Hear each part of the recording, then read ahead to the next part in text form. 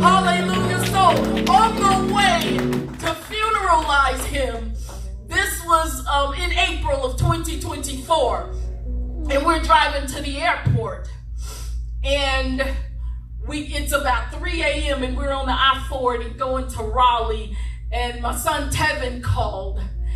And hearing his voice kind of in a high pitch, I thought, oh, this is not good.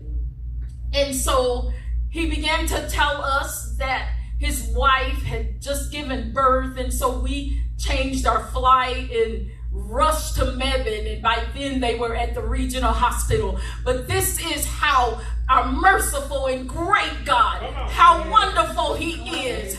See, Tevin let us know that the baby came so quickly that she was born at home.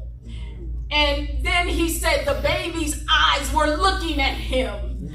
And he said she was crying. So when we got to the regional hospital, we made it just in time before they were airlifting her to the neonatal intensive care unit in Durham at Duke Hospital.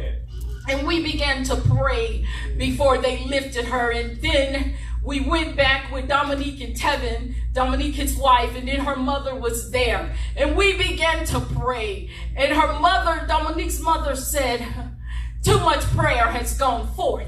So Kenneth is going to be all right.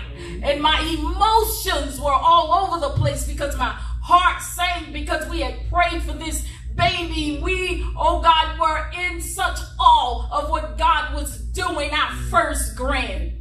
And then I remember saying, God, if you don't do it, it can't be done. Hallelujah.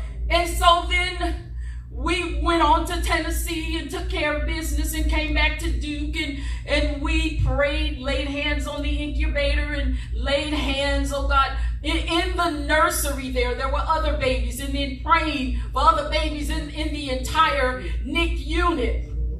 And then it seems that every time we get a victory, another struggle would come.